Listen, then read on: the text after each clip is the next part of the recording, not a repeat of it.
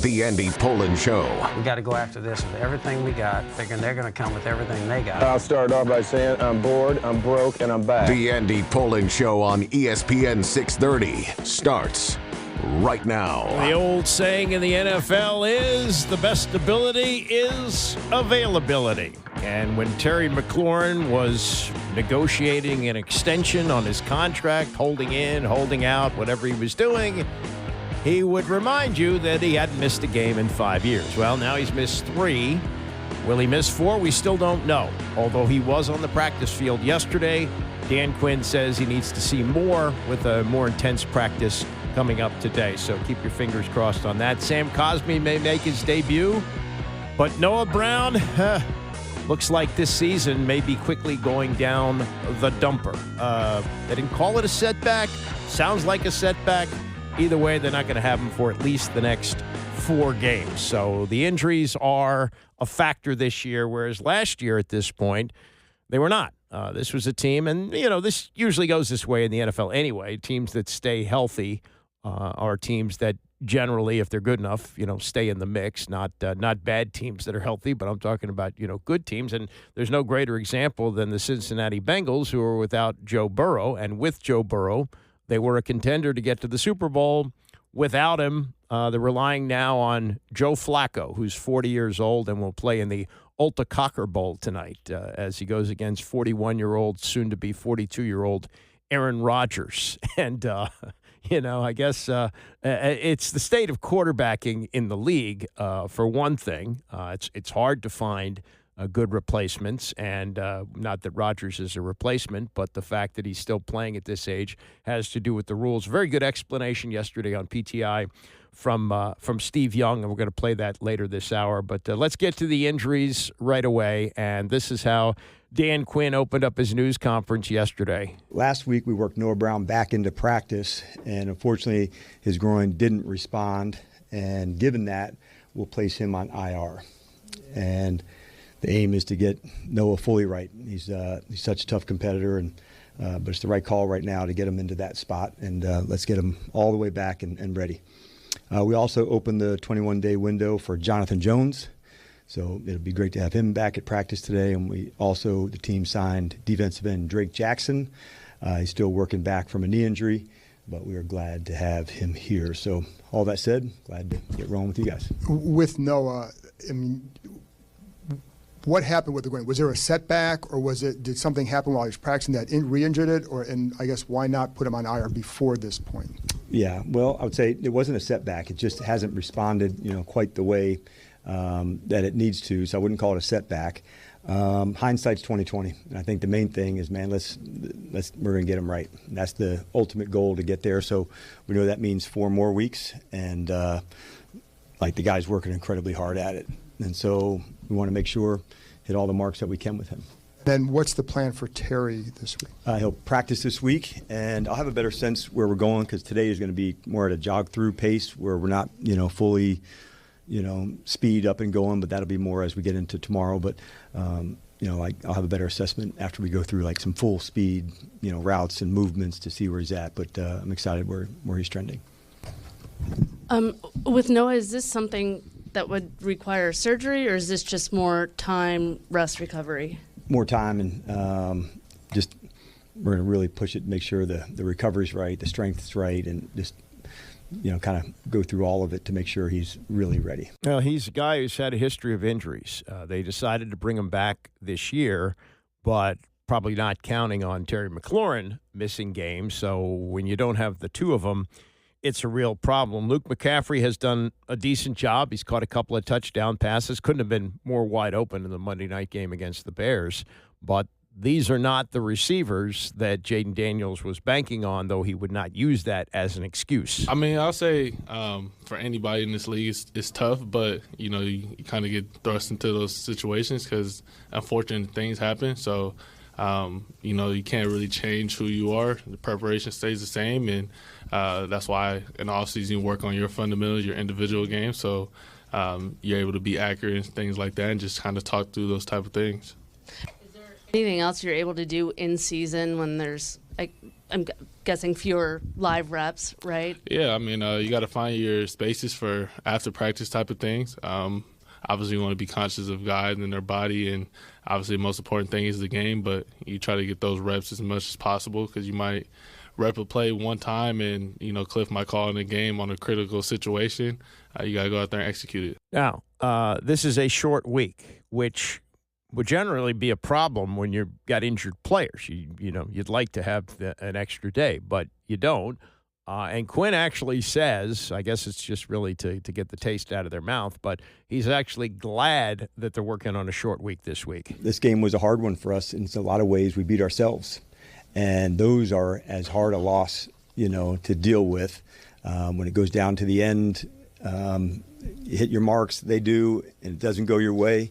Those are ones that's the life of a competitor. When you beat yourself, that one hurts more because you didn't finish it or didn't play it in a style or attitude or things that you wanted to do. So those are important, and we want to make sure the lessons that are meant for us are learned and also get it corrected. That's been uncharacteristic of us in that way, and we certainly plan on getting that fixed. Another problem they've had is keeping the offense on the field. Their third down percentage is near the bottom of the league. They're 29th, 33% on third down, just 26% in the last 3 weeks. The only teams that they're ahead of in third down percentage, two of them are abysmal: Minnesota, the Jets, and Tennessee. Jets and Tennessee, two worst teams in the league. And that's another thing that you got to think about. Now, Zach Ertz, he was a big target on Monday night. He caught 6 passes. Failed to catch a pass the week before, which they won. They won in Los Angeles against the Chargers, but it was the first time in 11 years that he did not catch a pass in a game. But, normally when you think about third down, especially like 3rd and 4, 3rd and 5, you think about Zach Ertz. And that third down trend, obviously troubling. Third down is all about really just winning matchups, offensive line, protection, receivers. It hasn't just been one thing that hasn't gone exactly. Like, it's not like you can pinpoint and say this is exactly where we need to improve. It's really all 11 guys need to improve, take the next step, and whether that's be communicating, whether that's be a little more detailed, whether it's the protection holding up for just a little bit longer. We all play a part in it, and so we all just got to be just a little bit better. And then when you look back at Monday night and you realize kind of the impact turnovers had in that game, do you have to kind of flush that and recognize that's an outlier, or is there still a lot to learn from the turnovers? No, you got to learn from it. It is what it is. You are what your record is in this league. You are what the film shows in this league. And so we just didn't play well enough. It's a lot of guys are upset, pissed off, however you want to categorize it. But we are not happy with how the game unfolded. A lot of it to do with turnovers, turning the ball over. You just can't turn the ball over 3 times in a game and expect to win the football game against a well-coached team, which the Bears are a really well-coached team. So we give them a lot of credit. Obviously, they caused the turnovers to a certain extent, but we just got to play better in that regard. Zach, to that point of being ticked off, how do you channel that energy into a positive this week? Yeah, you just got to go out there and execute at a high level. Execution fuels emotion in this league, so when you're executing at a high level, guys are going to play with a lot of juice, and so I think guys felt the energy today and walked through pre-practice, during practice, and then hopefully tomorrow it carries over as well. It's been a zigzag start for this team. You win one, you lose one, but every time you've lost one, this team has bounced back and responded. Why do you think this team's so good at kind of responding that way? Yeah, we just got a bunch of guys that love the process, that are exhausting themselves every day to be the best version of themselves. We understand it's a roller coaster of a season so far, and we got to be more consistent as a team, offense, defense, special teams. It's all about execution in this league. You can pinpoint here or there, whatever it is. The plays are there to be made, and we got to go out there and make them. Yeah, it'll be huge. His speed is you can't replicate how dynamic he is as a playmaker, as a receiver.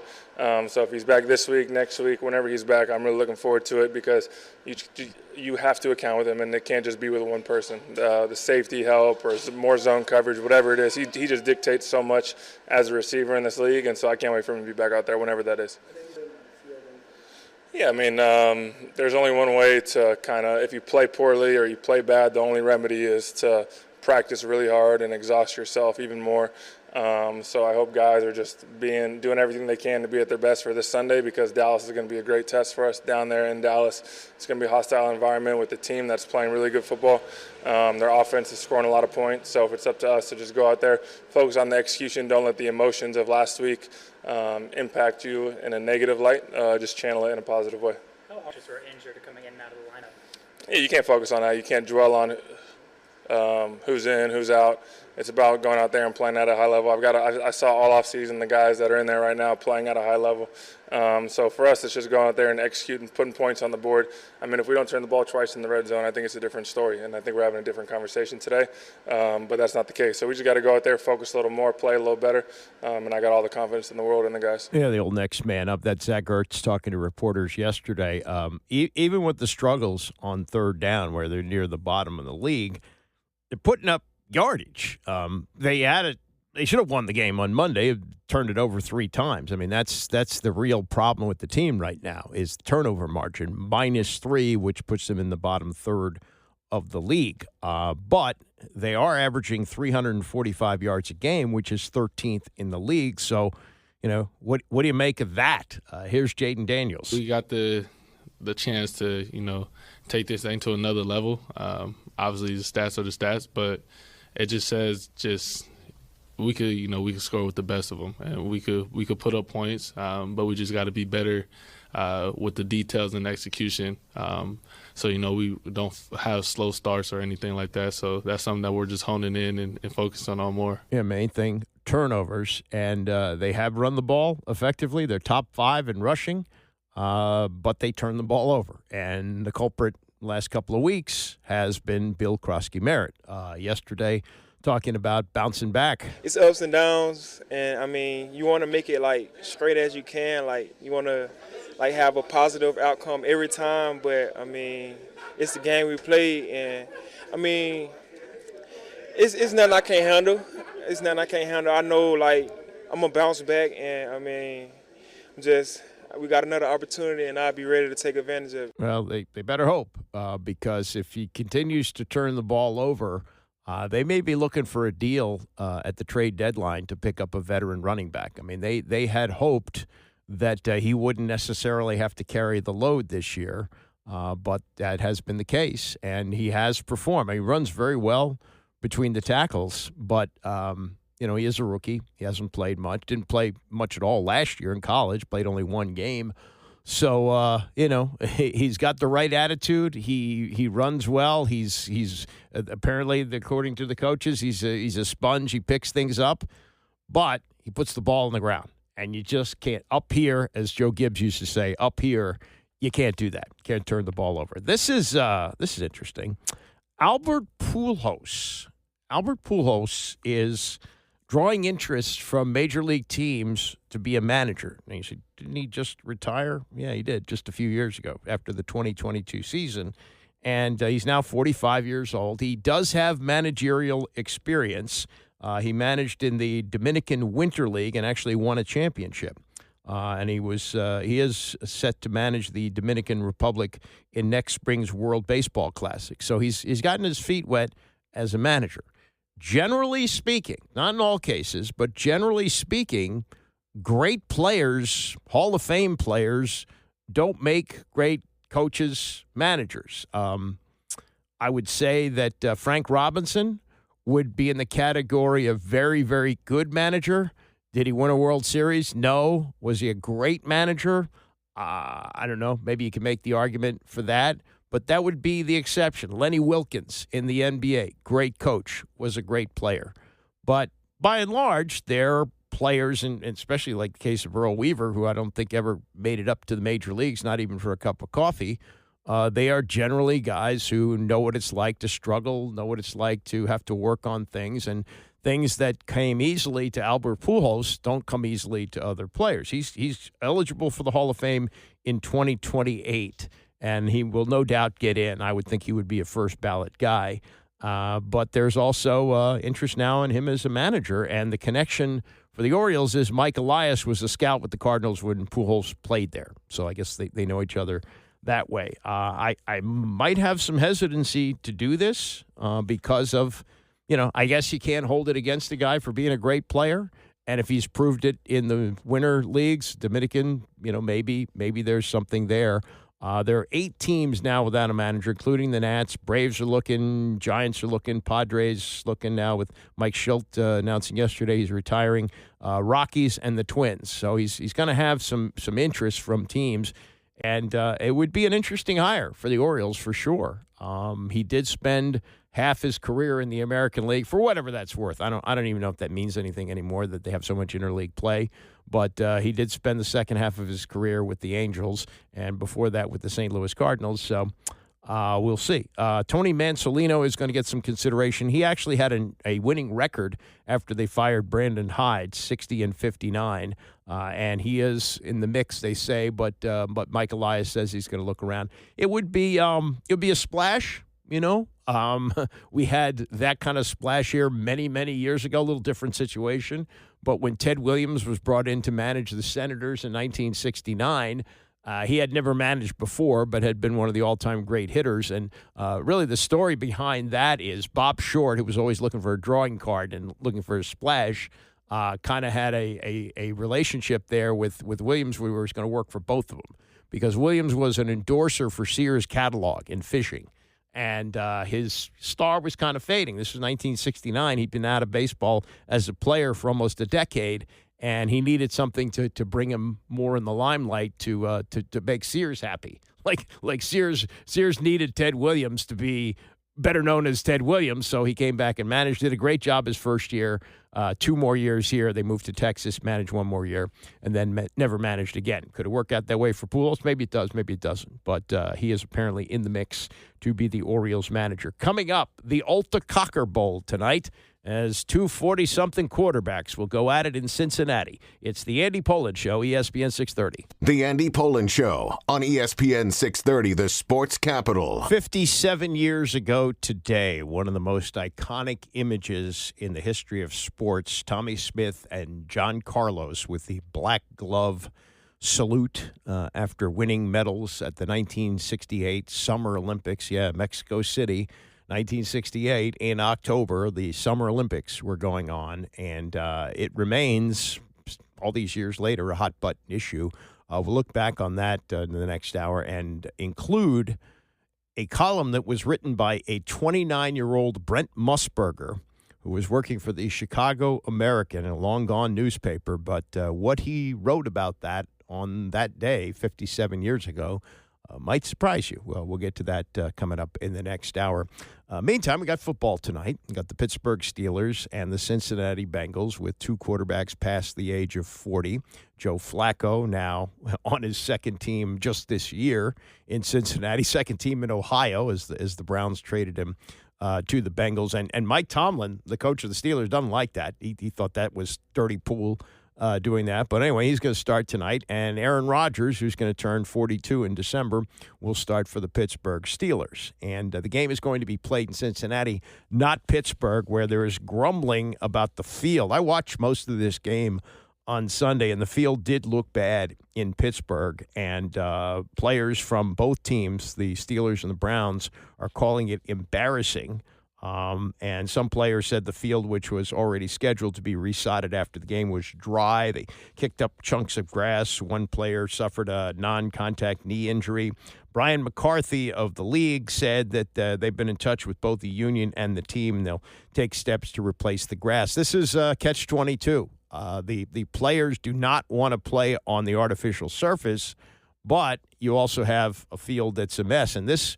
Remember this. This isn't, I think, what caused Robert Griffin's knee injury. There's a lot of revisionist history on that, including a lot of it from Griffin himself. But the field that he played on when the knee blew out in that playoff game against Seattle in January of 2013, that was a mess. That field was a mess, and they've done a better job of keeping this one in shape. Now, what's going to be interesting is when the new stadium opens in 2030, it's going to be dome. I've heard that there is some technology being developed now where you could actually have a dome stadium with a clear roof, which this one will have, which would allow them to grow grass. we'll see about that. But that could be the plan. But the league is saying, oh, no, there's no difference in injury between the synthetic turf and the grass surfaces. They also said there were fewer ACL injuries last season on synthetic than grass, and no difference this year. I don't know. As they say, figures don't lie, but liars figure. And the players have said, many times that they prefer grass fields. In fact, some years ago, the Ravens had artificial turf in their stadium, M&T Bank, and the players went to Steve Bisciotti, the owner, and said, we want grass. He put a grass field in. He did it.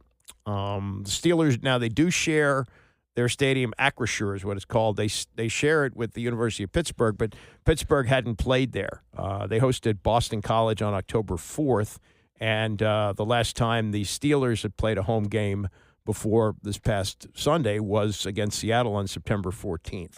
But they are installing a new field, as they've done in the past here at now Northwest Stadium. But we'll see where this goes, because the players have said that they want grass fields, but they don't want grass fields that look like the field that they played on in Pittsburgh on Sunday.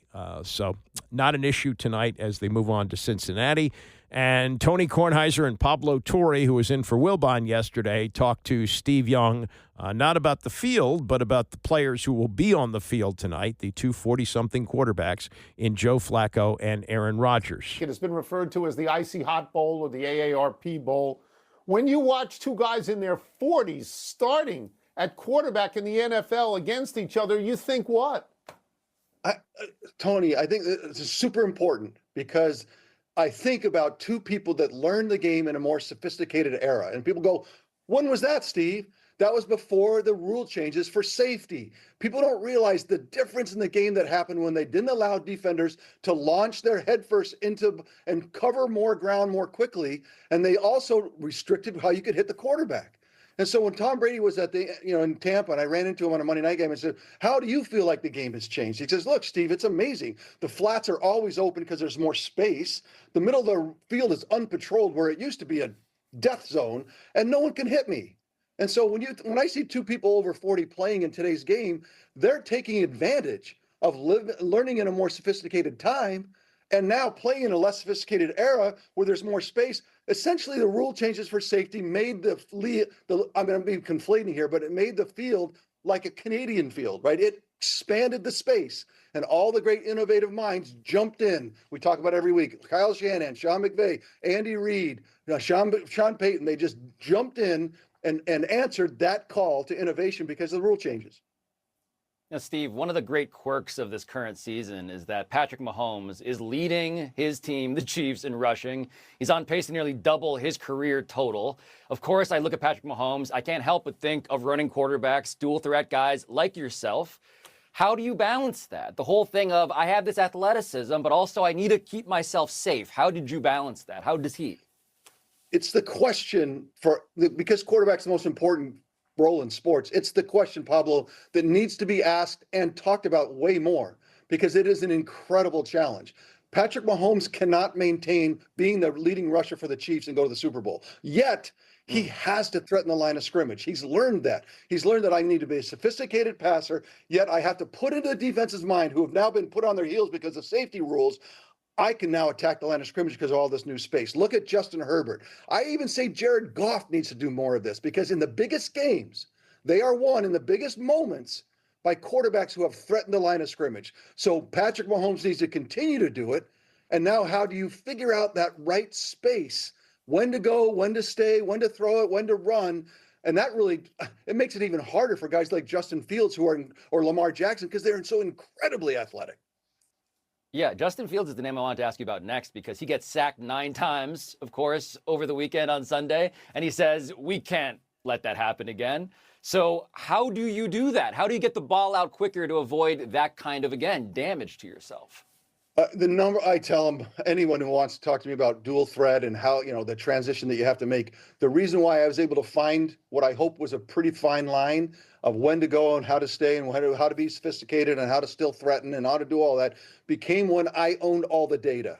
when I memorized, you guys mentioned I went to law school, and sorry, Pablo, when did you make it a semester? I didn't hear what the latest on that was. I have an expired LSAT score, Steve. Thanks for asking, though. My mom is watching, so. But I can tell you that as much memorization that I had in law school, there was more required of memorization week to week in preparing to own the data for an NFL football game. And in owning the data, and you think about recent history with Tom Brady and Peyton Manning, really showed you, and like ad infinitum, how much information they had to take in and own reflexively. In other words, I didn't memorize it so I could spit it back in a room, a quiet room. I can reflexively spit it out. It comes in my mind, and I have all these ideas of what is the tendency for the defense, what's the blitz tendency in the red zone, what happens in goal line, what's the formation, how much. It's all happening real time, and when your brain can slow down because you have owned all of that information reflexively, now your athleticism can come out.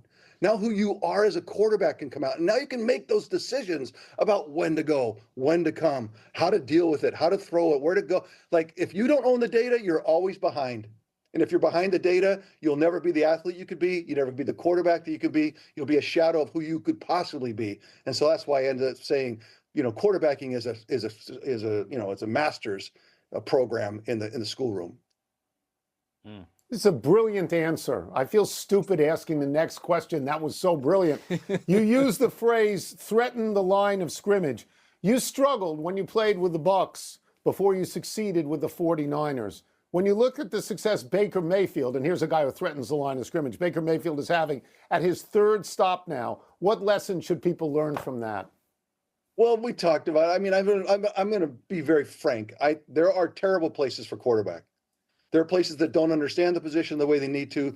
Everything about this discussion we just had has not infiltrated every football team in the NFL. How to understand who are the innovative minds. You talk about elite quarterbacks in the league today. Let's just say 5. I mean, I will argue, but there's 5 elite innovative play calling minds. There's 5 elite owners. There's 5 elite places for quarterback. There's always good spots and bad spots. Baker, me, anyone else has to own our play. You can't walk away from it. But as a guy now looking back, I got to be honest with you. There's good spots and there's bad spots. And Baker's found a great spot for quarterback that allows him to see, allows him to iterate, to get better every week, which he's doing. And the ultimate question, how good can you get? That's why I only ask for every quarterback alive today to get the opportunity to find out how good you are. And you need so much help in football because that's the nature of the game. 50 guys running all over the place, chaos. Please give quarterbacks a chance to see how good they can get, and not everybody gets it. That's Steve Young yesterday on Pardon the Interruption. One of the points he made is something that I talked to Phil Simms about many years ago. Simms was a guy who had a lot of injuries early in his career, fluky things like broken thumb, things like that. And then he stayed healthy, but he was a guy who would stand in the pocket, and take the hit because he needed that extra split second to get the ball out. And he never really had great receivers. It was more of a run-based team. Bill Parcells' teams were, grinded out, shorten the game and let the defense win the game. And he had great defensive players like Lawrence Taylor and Carl Banks, and they were a throwback team, even more so than the way Washington played with Joe Gibbs. Similar, and the battles that they used to have were epic. But Giants were a run-based team that played defense, but Simms would have to throw from time to time. And what he said about quarterbacking is that just as you really get a good grip on the position mentally, physically, you decline. And it's a cruel joke that they play on you. Well, what Steve Young is saying, because of the rule changes that they've made, now not everybody can play till they're 45 like Tom Brady, but like tonight, you've got 2 quarterbacks. One of them's a Hall of Fame quarterback in Aaron Rodgers, and I don't think Flacco gets there, but each of them has won a Super Bowl, and they won them a long time ago. But they're still playing because of the way the rules are, and they're benefiting from the fact that and Flacco was never a runner, but they're benefiting from the fact that they know the game. They understand the game backwards and forward. It's the mental part of the game that they have been able to master, and that's what's keeping them around at this point. Speaking of age, this kind of surprised me. Russell Westbrook, who's now 36 years old, going into his 18th year in the league, has signed up for more with the Sacramento Kings. It's a lot of money for you and me. For NBA, it's not. $3.6 million. And it's a one-year deal, of course. He's the all-time leader with 203 triple-doubles. He's 20th in NBA history with over 26,000 points, 8th with over almost 10,000 assists, and has career averages of 21 points, 7 rebounds, and 8 assists. He's been a great player. 9-time All-Star. And what he is now at the end of his career is so different than what he was in his prime in terms of staying in one place. Remember when they had that team in Oklahoma City with Kevin Durant and Westbrook and James Harden? If they could have kept those guys together, maybe they could have won a bunch of titles. But they knew Harden was going to ask for a lot of money. They traded him away. And then, you had Westbrook and you had Durant. And, maybe that's the duo that could get you titles. Then Durant makes the jump to the to Golden State. And you think, okay, Westbrook now has been abandoned. He was part of the big three, and now he's the only one left. He's going to demand to get out of there. No. He signed for a new deal. He signed to stay, became the MVP of the league. Now, he has yet to win a championship, but he stayed there for a long, long time. Finally, they trade him to Houston. Then he winds up here for a year. That was actually a good Tommy Shepard trade when he traded John Wall to Houston for Westbrook, and Westbrook became the all-time leader in triple-doubles while he was in Washington. But since he was here for 1 year, he's been through Denver, the Lakers, the Clippers, and now goes to the Sacramento Kings. I guess if he goes to Golden State, will he have played for every team in California? He might have. I don't know. But, 36 years old, still going. The one thing about him is he's always played hard. He gives you a great effort every night. And after 18 years in the league, never really developed a shot. Never really could shoot the three, but had this great ability to get to the basket. And in a league where, you talk about load management, about guys not always trying, you get a great effort from him every night. And, maybe that's part of the thinking on the part of the Kings is, I don't know how much he's going to contribute to us in terms of winning, but his work ethic and his ability to show other players how to play the game the way he plays it, might be helpful. But boy, what a vagabond he's been in recent years when it looked like, okay, he's an Oklahoma City guy for life. One team. How many guys, stay with one team for their whole career? It just doesn't happen anymore. And it probably hasn't happened in a long time. Michael Jordan, example, finishing up here. But all these jumps in recent years, Houston, Washington, Denver, Lakers, Clippers, and now the Kings. So the Westbrook tour continues. Also, this from the NBA, and this is, we saw this in the Ryder Cup. This you can blame it on any number of things, and some you might blame on the way politics are these days, but the comportment of the fans, not good. The NBA has reminded teams to prioritize inappropriate fan behavior. They sent it out to all teams. They want to be consistent and vigilant enforcement of fan code and conduct, and that it will be addressed at games. I guess the PA announcer will say something. And they had last year, Jaron Duran of the Red Sox was heckled by a fan about his mental health struggles. And that was chronicled in a Netflix series. That fan was ejected. I think there was and this is another thing that's happening now with all the legalized betting. And I think Westbrook was the target of this when he was playing here for the Wizards, that some fan who bet on him to do something was taking it out on him.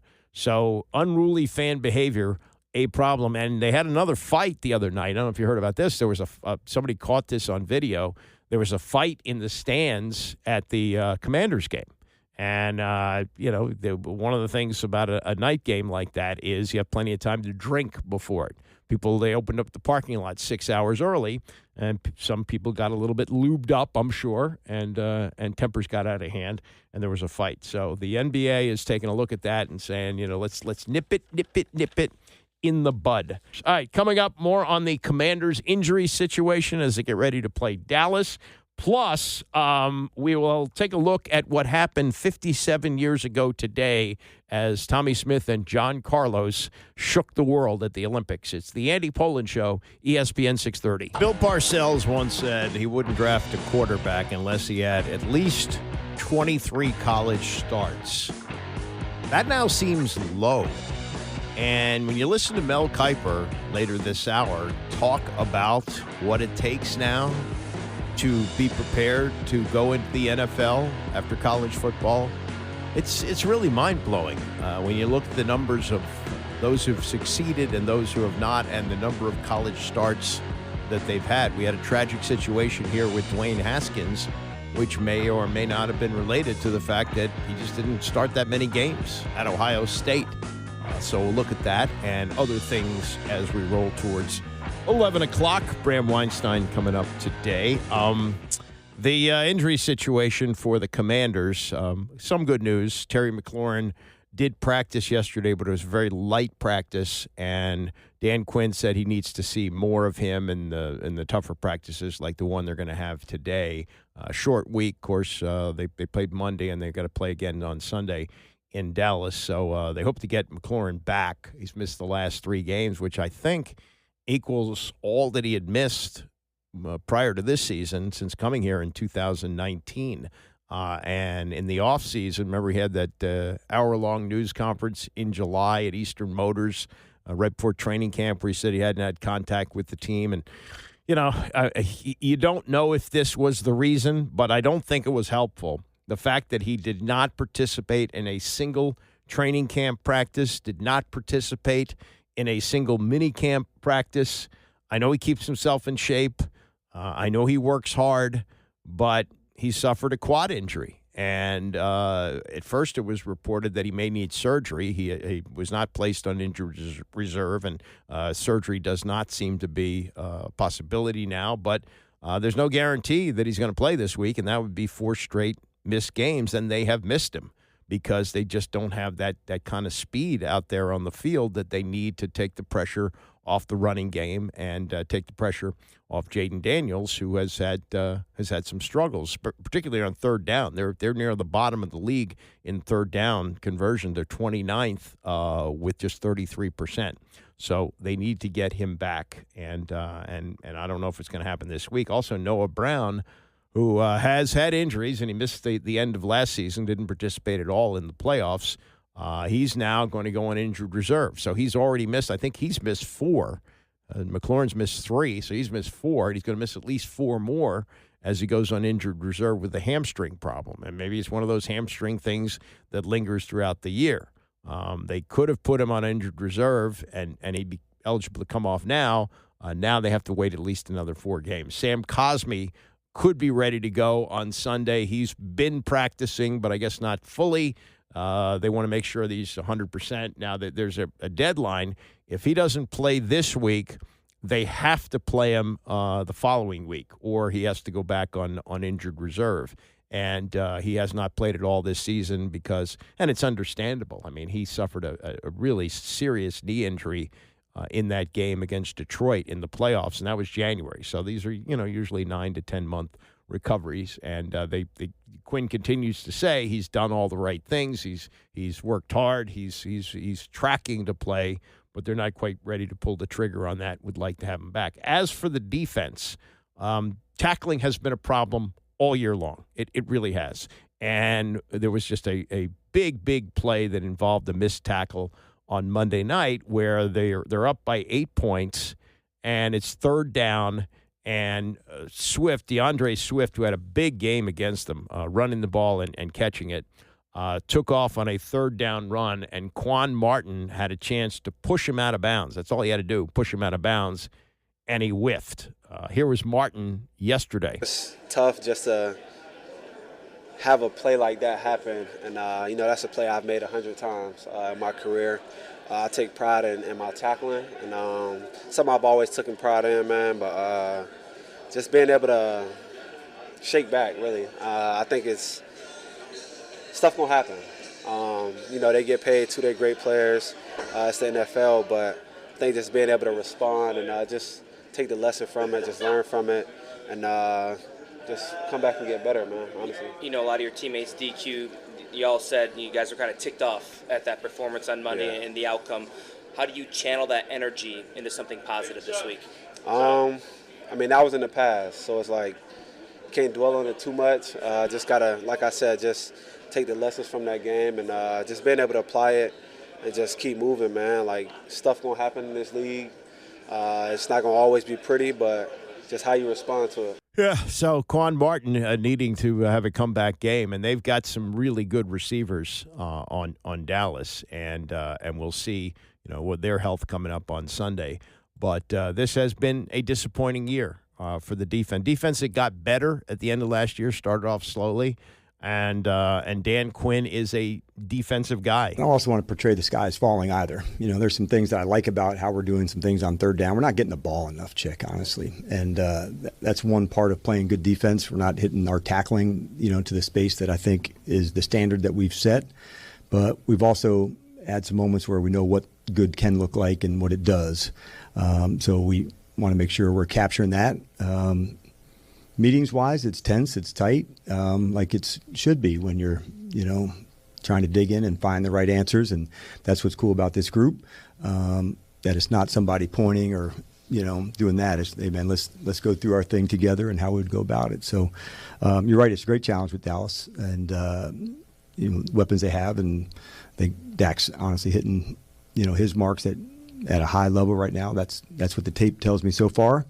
And we're looking forward to the challenge. The line moving a little bit. Commanders were 2.5-point favorites. That's now down to 1.5. May have something to do with the health of McLaurin, who I would have thought, by this time, off of what we had last week, that he'd be certain to play. We don't know about that. And now I guess the news on Noah Brown not helpful as they got some real depth issues at wide receiver.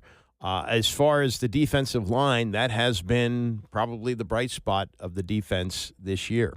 And Javon Kinlaw has turned out to be a great pickup, a guy who looked like he was bus-filled. He was disappointing in San Francisco, played last year with the Jets, but has come here, and as Joe Witt, the defensive coordinator, calls him, a disruptor. We'll hear from Quinn today, from Witt today. But this was Kinlaw yesterday with reporters on bouncing back from a performance where they allowed the Bears to take advantage of those turnovers and win the game. It's a bad thing when you lose, but also it's a good thing for the next week, man, especially going into a week like this. Shoot, man, lay it all on the line for a W. I think we're desperate right now for a win. I know I am, man. I'm a sore loser. I hate losing anything, and I look forward to this next matchup.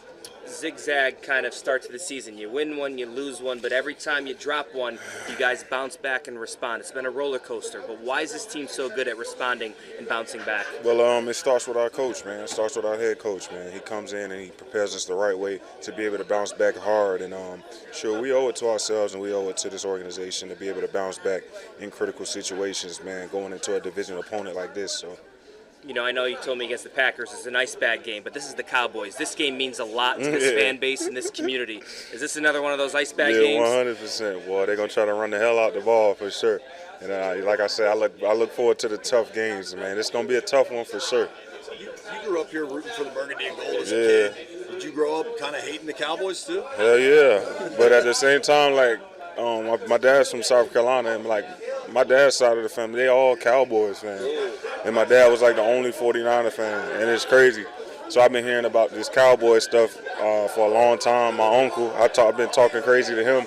We talk back and forth to each other. He's a big Cowboys fan, and it's going to be cool. It's going to be awesome. Even this week, is Unc texting you about it? Oh, yeah, man. Unc wanted me to play for the Cowboys for the longest now, but I told him I can't do it. When you watch their tape, the Dallas offense is really moving the ball well. What are they doing so well? What are kind of the keys for you? They're blocking for the running back Williams, and they're doing a great job, man. They have a great O-line.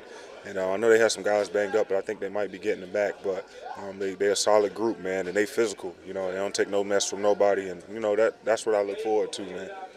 You mentioned they're physical, so how do you match their physicality? Is that going to be a big point of emphasis? You got to take a punch to give a punch. You know what I'm saying?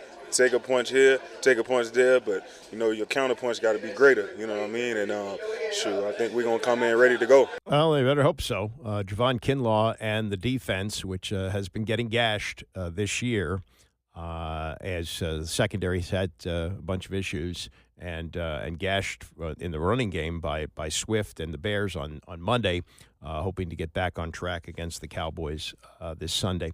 This is interesting. The Pro Football Talk has a story about field goals 50-plus. I mean, you know this intuitively if you watch the league, that the 50-yard field goal is a given these days.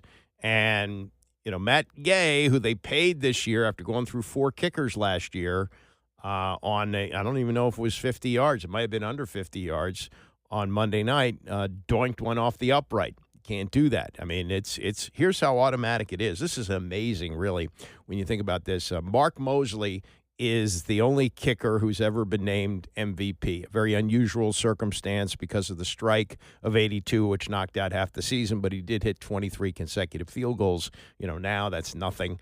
And so is 50 yards. And he rarely attempted 50 yards. And even with that, even with few attempts of 50 yards, relatively few, Mark Mosley was a 65% career kicker, 65%. Listen to these numbers this season in the NFL. Kickers from 50-plus, 50. That used to be like a long shot number, 50. From 50-plus, kickers are 77 for 108. Means they have made over 71% of all attempts from 50 yards and beyond. And they say that a 50-yard or longer field goal happens about twice as frequently per game as it did 10 years ago. This year, there have been 0.4 field goals of 50 yards or longer per team per game, and in 2015, it was 0.2.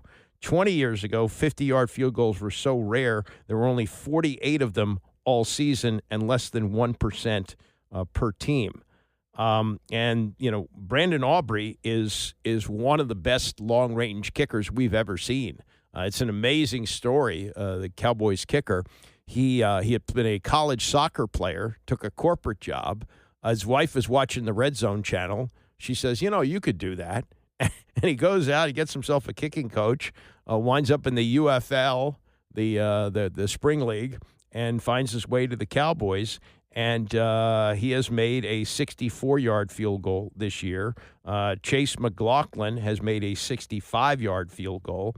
And in the NFL's first 86 seasons, there were a grand total of 4 60-yard field goals. There have been 4 of them made this season. Justin Tucker, who I think is going to be back in the league before the end of the year. He's got a 10-game suspension because of the allegations of sexual misconduct with massage therapists. The Ravens cut him.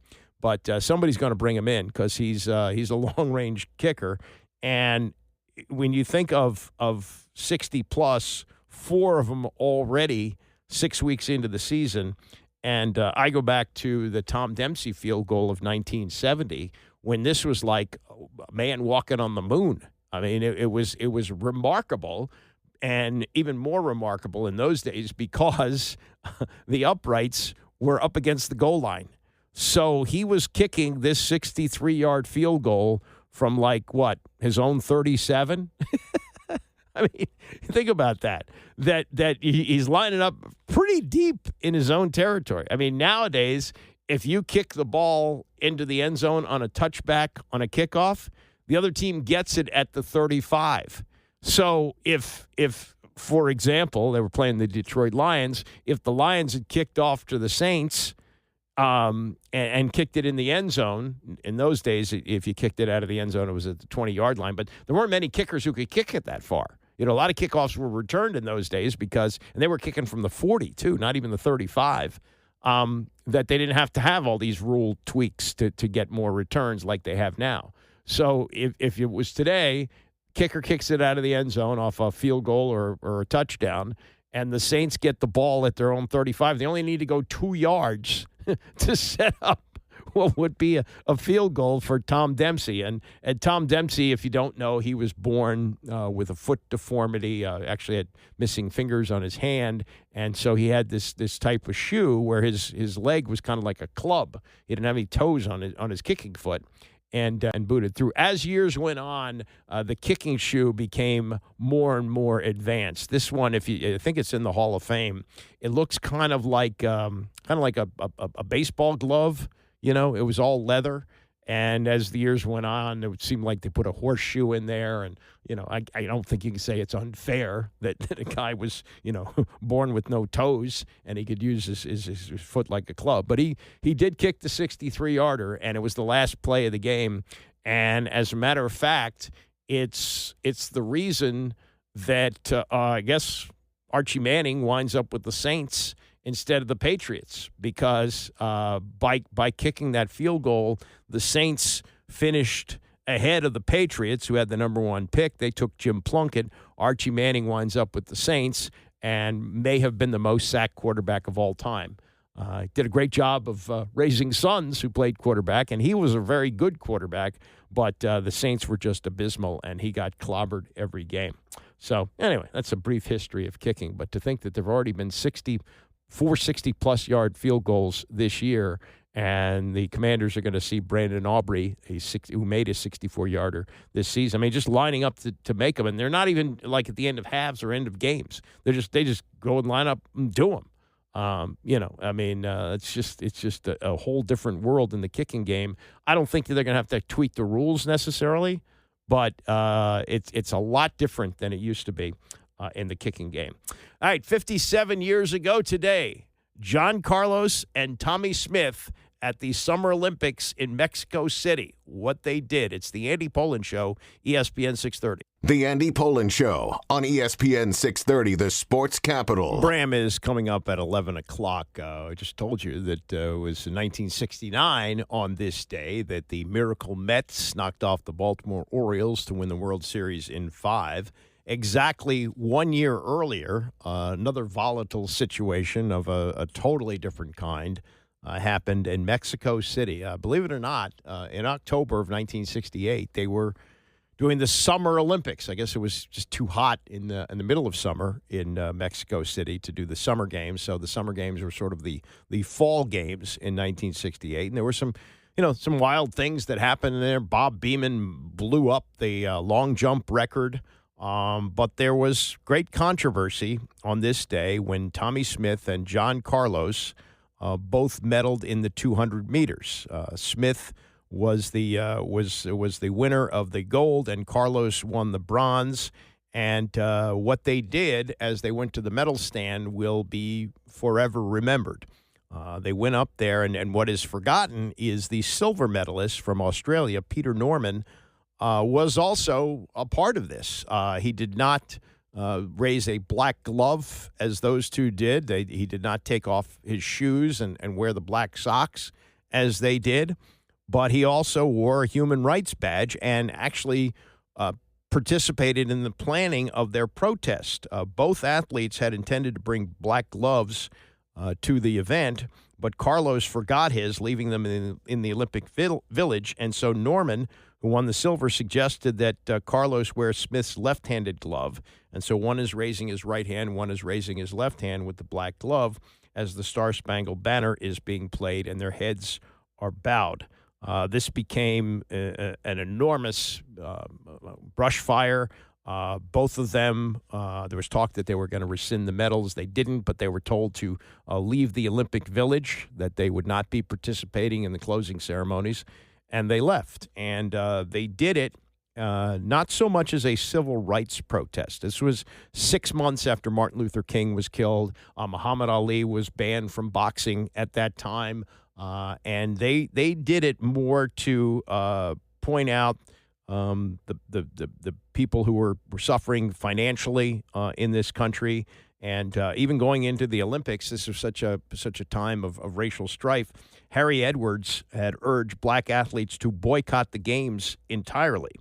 So they were somewhat inspired by this. They weren't going to boycott, but they decided to have this protest.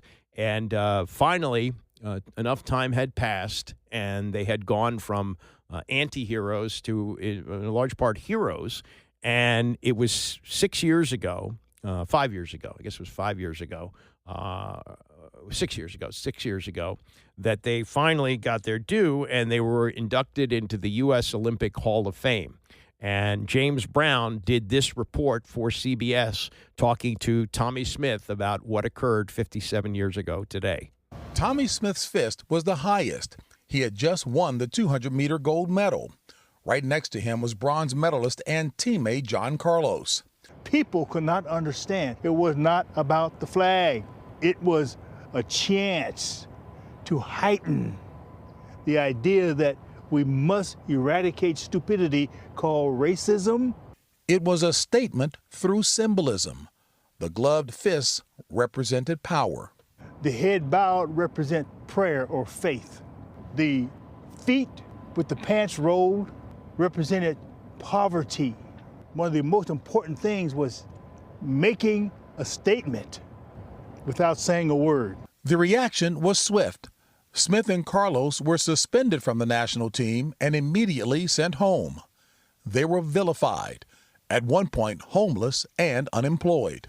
Although I had 11 world records, I was washing cars just to feed my son. I couldn't find a job because they viewed me as a radical person who was dangerous. Smith and Carlos eventually recovered.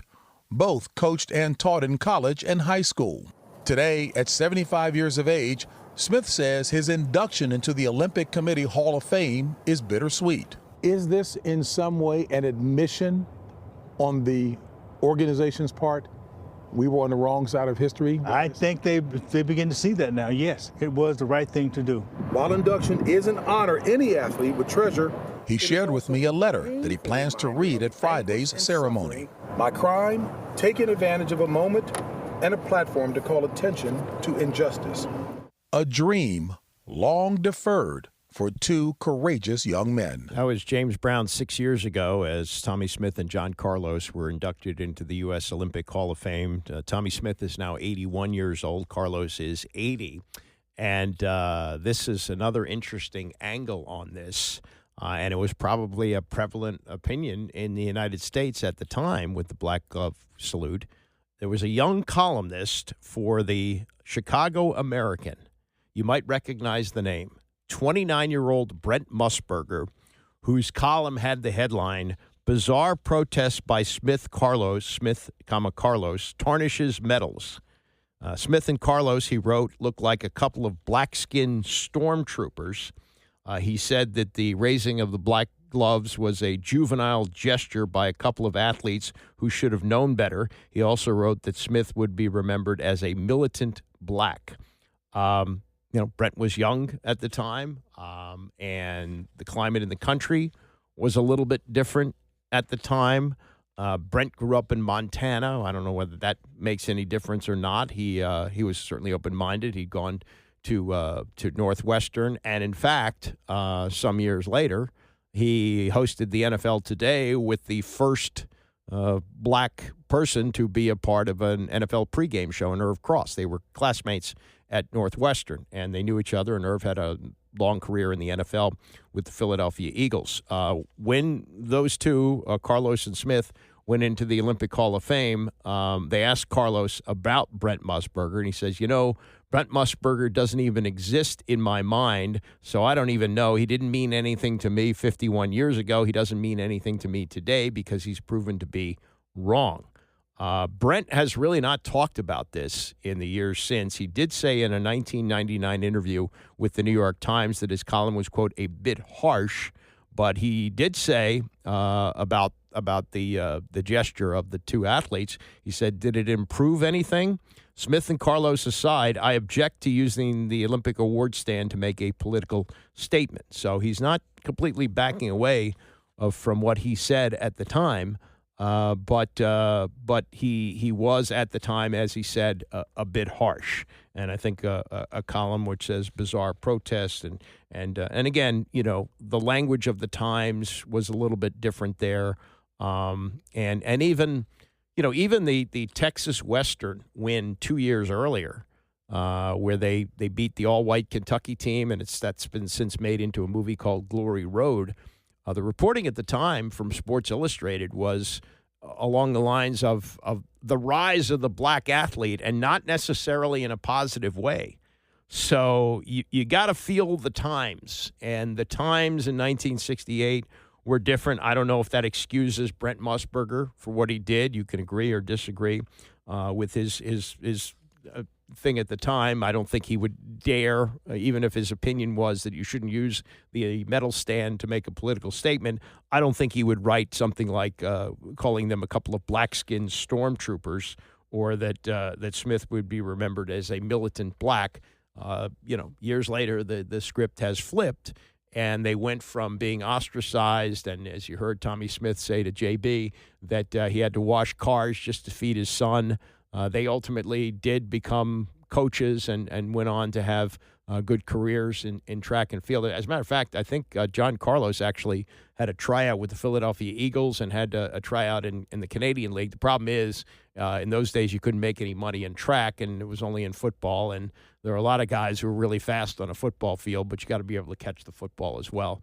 And he really wasn't ready to do. In fact, he didn't even know when he got to the I think he tried out for the Eagles. He didn't even know how to put on the shoulder pads. So there's that. All right, that is 57 years ago today.